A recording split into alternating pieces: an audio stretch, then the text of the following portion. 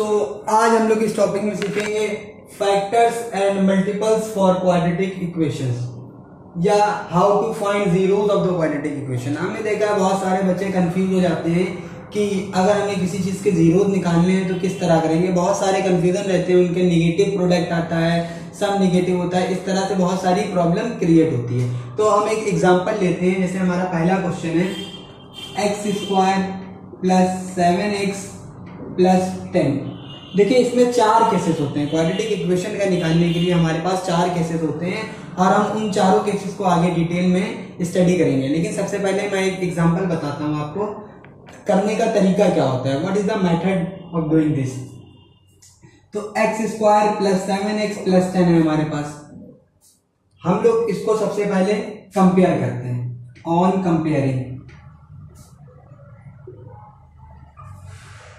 ax² + bx + c से, इसको हम लोग कंपेयर करेंगे ax² + bx + c से।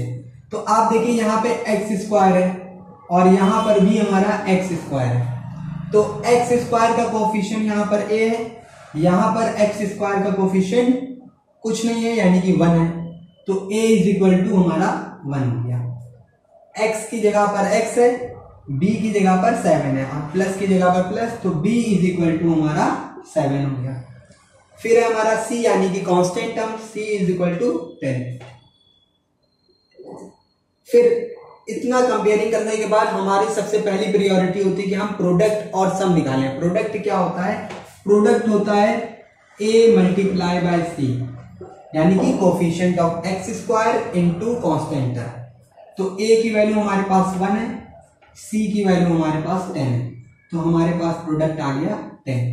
फिर हम लोग निकालते हैं सम। सम इज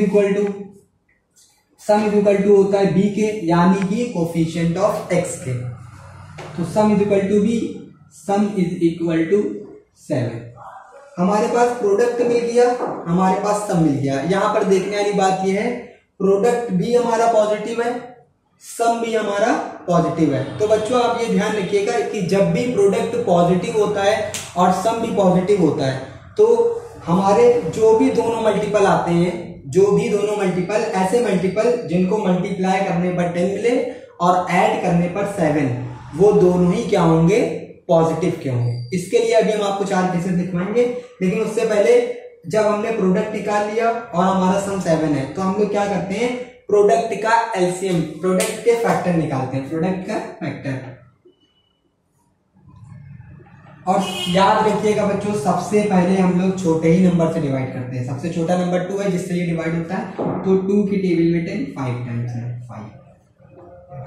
अब देखिए हमारे पास 2 नंबर आए हैं, एक 2 आया है, एक 5। कभी कभी ये तो छोटा नंबर था, कभी कभी ऐसा होता है कि जब बड़ा नंबर होता है तो यहाँ पे 3 या 4 फैक्टर आ जाते हैं, तो उसमें भी कोई दिक्कत नहीं होती, हम लोग अपने आप से अरेंज कर लेते हैं। एक नंबर आया है यहाँ पे 2, एक नंबर आया है यहाँ पे 5। तो देखिए अब इन 2 फैक्टर से आप ऐसा कुछ सोचिए कि जिसको मल्टीप्लाई करने पर हमारा 10 है और ऐड करने पर हमारा 7। तो आप देख रहे हैं 2 और 5, 2 5 = 10 और 2 और 5 को जब आप ऐड करते हैं तो ये क्या आता है? 7 आता है। तो हमारे पास 2 फैक्टर मिल गए, क्या? 2 और 5। चलिए हमारे पास कितना हो गया। अब इसके बाद हम लोग आगे देखते हैं।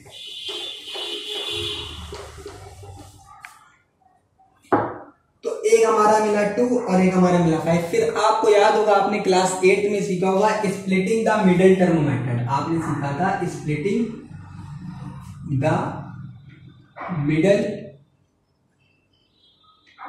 Term method. इसमें हम लोग क्या करते हैं, तो जो बीच का पार्ट होता है यानी कि जो x वाला होता है, इसको हम लोग क्या कर देते हैं? स्प्लिट कर देते हैं। तो देखिए x²। अब ये जो 2 फैक्टर हमें मिले हैं ये हमको ये बताते हैं कि ये जो 7x है हमें इसको स्प्लिट करना है, और किस तरह से करना है? 2 और 5 के टर्म में करना है। तो हम लोग 7x को क्या लिख लेंगे? 2x + 5x, और यहाँ पे प्लस का 10 था। इसके बाद बच्चों क्या करा जाता है? इसके बाद हम लोग पेयरिंग करते हैं, इन दोनों को पेयर बना लेते हैं और इन दोनों को 2 के पेयर बनाते हैं, जिससे हमें कॉमन लेना होता है। कॉमन लेना बहुत ही आसान होता है। x² + 2x है, यहाँ पर भी x है, यहाँ पर भी x है, लेकिन हम लोग हमेशा छोटी चीज को कॉमन लेते हैं, ऐसी चीज जो दोनों के पास हो। तो दोनों के पास x है, 2 का कोई भी मल्टीपल यहाँ पे नहीं है, इसलिए हमने x कॉमन ले लिया। तो यहाँ पर बचेगा x स्क्वायर अपॉन x, या एक तरह से आप ये भी कह सकते हैं x को x स्क्वायर बनाने के लिए क्या करना पड़ेगा आपको, x से मल्टीप्लाई। तो x इंटू x स्क्वायर, यहाँ पे प्लस का साइन है तो यहाँ पर भी हम लोग प्लस का साइन लगा देंगे। x को 2x बनाना है तो क्या करना पड़ेगा, 2 से मल्टीप्लाई करना पड़ेगा। तो यहाँ पर 2 और ब्रैकेट क्लोज। फिर इसके बाद हम लोग इस पेयर में आते हैं 5 और 10। देखिए 5 के टेबल में 5 भी आता है और 5 के टेबल में 10 भी आता है। तो आपने प्लस का 5 कॉमन ले लिया, x दोनों के पास था नहीं तो x हमारा क्या होगा, कॉमन नहीं आ सकता है। तो यहाँ पर बचा x, 5 को 5x बनाना है तो x से मल्टीप्लाई करना पड़ेगा। तो यहाँ पे हमने x लिख दिया, प्लस का साइन है, प्लस का साइन को कॉपी कर देंगे।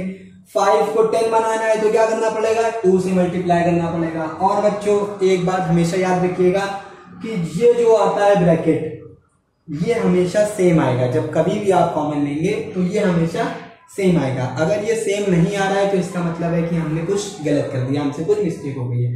अब जब हम ये कॉमन ले चुके हैं तो जो ब्रैकेट 2 बार होता है, एक आसान शब्दों में कहें तो वो, वरना यहाँ पर भी हमको कॉमन ही लेना है, x+2 कॉमन ले लेंगे। आप ऐसे याद रखिए कि अगर x+2 2 बार है तो उस ब्रैकेट को हमको एक बार लिख देना है। अब यहाँ पे है x, आप एक और ब्रैकेट बना लेंगे, यहाँ पे है x, ये x, और यहाँ पे प्लस का 5 तो ये प्लस का 5। तो आपके मल्टीपल ये बने, आपके फैक्टर क्या बने, x+2 x+5। ये जो इक्वेशन है x square plus 7x plus 10, इसके दो फैक्टर हैं क्या, x+2 x+5। आप इसको ऐसे भी कर सकते हैं, x+2 = 0, x = -2। x की एक वैल्यू ये आ गई और x+5 = 0, x = -5, x की एक वैल्यू ये आ गई। या आप ये भी कह सकते हैं अल्फा = -2, बीटा = -5, अल्फा = -2, बीटा = -5। जो आगे आपके समझ में